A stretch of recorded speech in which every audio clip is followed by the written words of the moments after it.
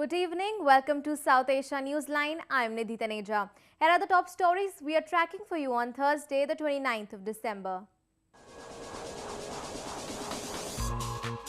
2 soldiers injured during encounter in India's Kashmir.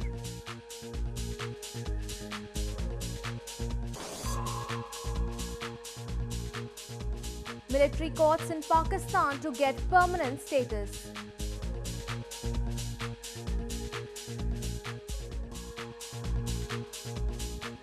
And paramilitary forces organize veterinary camp as welfare program in India. And now for all the details. An encounter broke out between security forces and militants in Bandipora district of Indian northern Jammu and Kashmir province on Thursday. 2 soldiers were injured in an encounter and followed by a search operation.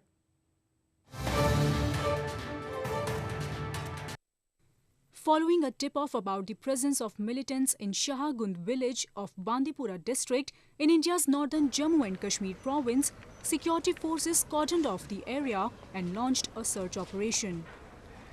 During the search operation, the militants opened fire on security forces who then retaliated. Reportedly, 2 militants are suspected to be holed up in the area.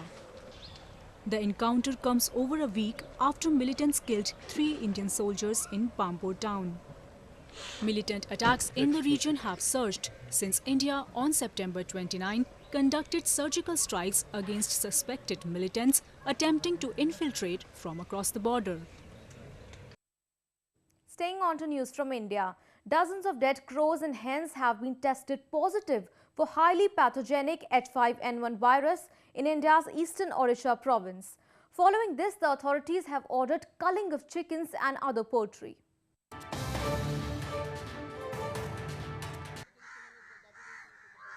Culling of chickens and other poultry began in India's Odisha province on Wednesday, 2 days after authorities ordered to cull the birds.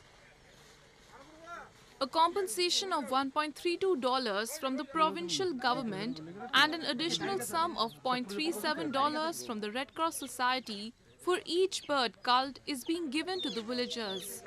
We came to know that H5N1 virus, that is avian influenza, has been noticed, and Government of India notified for culling, and state government also issued a notification. The village Kerango is the epicenter in Khurda district. 10 rapid response teams have been mobilized for the culling operation in the area. The H5N1 strain is considered as highly pathogenic. It can also transmit to animals such as pigs, horses, large cats, dogs, and occasionally humans. Moving on to news from Pakistan.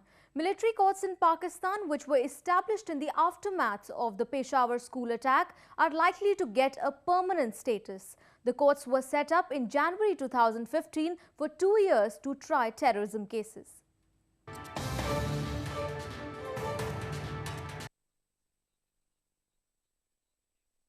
Pakistan's Interior Ministry has prepared a draft law integrating the Protection of Pakistan Act and Anti-Terrorism Act. The draft law will be presented in the Parliament for final approval after the consent of the Interior Minister. Once the law is passed, the military courts will become permanent to deal with cases involving terrorism. A clause in the new draft will permit keeping suspects in custody for 90 days. Military courts in Pakistan were established in January 2015 to try suspected militants after Taliban attackers stormed Army Public School in Peshawar city, killing 134 children. In mid-2015, Pakistan's Supreme Court empowered these military courts to pass death sentences on civilians, which according to the critics further strengthened the military's grip on power at the expense of the civilian authorities. The term of military courts is set to expire on January 7, and their under-trial cases will shift to anti-terrorism courts. The military courts in Pakistan have, however, been criticized by human rights activists who claim accusations of torture are common. Moving on to news from Afghanistan. The head of Sikh community in Kunduz city of Afghanistan was killed by unknown gunmen on Thursday morning. Del Soz, a naturopath, was reportedly gunned down while he was on his way to his shop. According to his relatives, Soz was also shot 5 years ago but survived the attack. Sikhs have lived in Kunduz for over 30 years. But following the collapse of Kunduz, on 2 occasions in a year, many Sikhs have left the province. Hindus and Sikhs, who were once very active in business sector in Afghanistan, are now facing increasing poverty in the country. Moving on to news from Nepal. Major political parties in Nepal have agreed on holding local polls and dates are likely to be announced soon. But the ethnic Madhes-based parties said that such elections will not be accepted unless the constitution is amended. Nepal's 3 major political parties, Nepali Congress, CPN-UML and CPN Maoist Centre, have agreed to announce the date for local polls within a week. However, the decision was opposed by the Madhes-based parties, which want the government to firstly amend the constitution to address the grievances related to citizenship, demarcation of provinces, issue of language and making the statute more inclusive. देश के जनता का थारू जनजाति अल्पसंख्यक मुस्लिम इन लोगों का जो समस्या है उसका जब तक संबोधन नहीं होगा तब तक जो है इस तरह के चुनाव का जो है कोई अर्थ ही नहीं रहेगा और हम लोग जो है ऐसे चुनाव का जो है विरोध करेंगे. In a bid to address the demands of Madhes-based parties, the Nepal government had registered a bill incorporating the issues, but the proposal has remained in a limbo in parliament because of dissent by main opposition CPN-UML since November 29. The proposal to hold local elections without consent of Madhes-based party is therefore likely to spark new confrontation in Nepal. Meanwhile, kite sellers in India's western Gujarat province are facing trouble due to the demonetization move of the Indian government. The kite business has taken a hit in the western province ahead of the kite flying festival.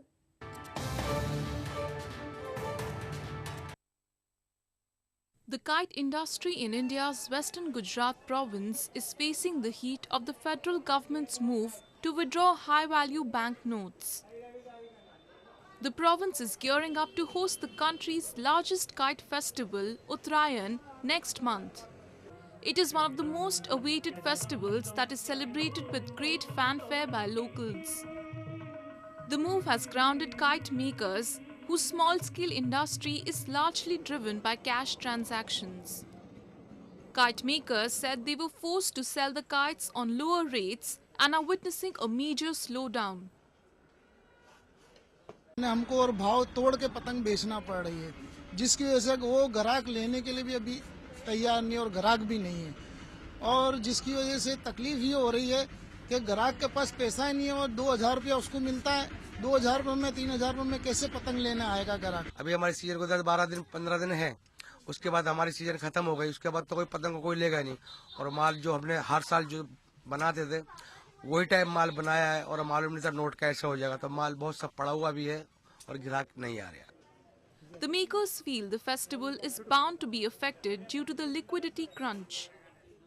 Indian Prime Minister Narendra Modi dropped a bombshell on November 8 by abolishing 500 and 1000 rupee notes that accounted for 86% of cash in circulation.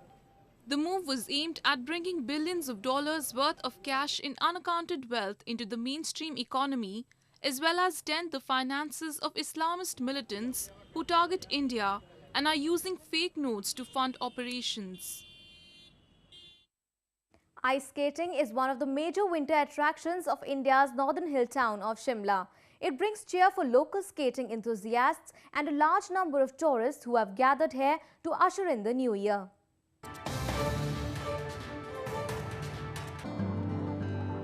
Sessions of ice skating have begun in a historic ring in capital Shimla of India's northern Himachal Pradesh province. Tourists, locals, including children were seen enjoying ice skating enthusiastically. Shimla's ring is one of the 3 natural ice skating rings in the world, which was set up in 1920. The door for the skaters is set to open in the ring as a thick layer of ice formed naturally on level surface, with decline of mercury to freezing point. Every year, skating enthusiasts eagerly wait for the 3-month-long session. I see a lot of kids now. I mean, even when we were kids, we'd learn skating here. There were teachers who would teach us. And yeah, even today they are there and we skate with them now. The skating season got delayed this year as the temperatures were running much above the normal. The change in the climate that has affected most of the freezing air in the ice skating rink. And this year also we've started very late. Otherwise, usually in our childhood days, we used to start skating in November.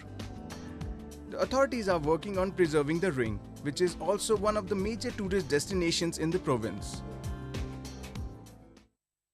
A veterinary camp for the cattle of the locals in border areas of India's northern Jammu and Kashmir was recently held. It was organized by the Indian Border Security Force.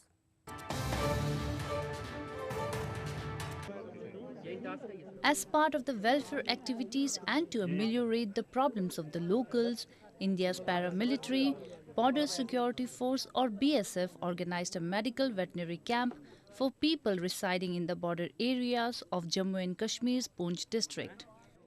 The cattle were examined by a team of veterinary doctors from the forces and staff from the local health administration.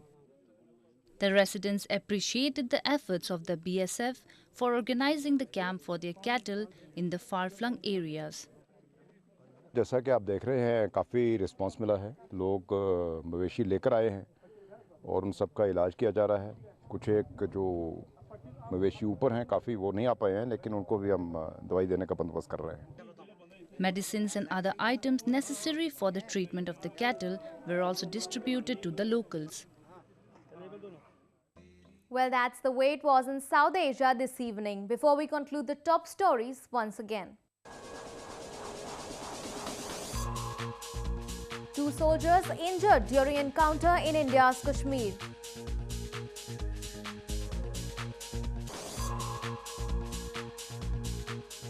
Military courts in Pakistan to get permanent status.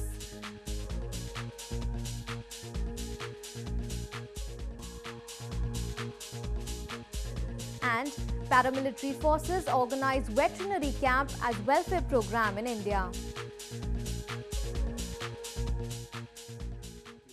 Now our viewers can watch the show on SouthAsiaNewsline.com. You can also visit us on Facebook.com/SAsiaNewsline and follow us on Twitter @SAsiaNewsline. That's all in tonight's edition. We'll see you same time tomorrow. Good night.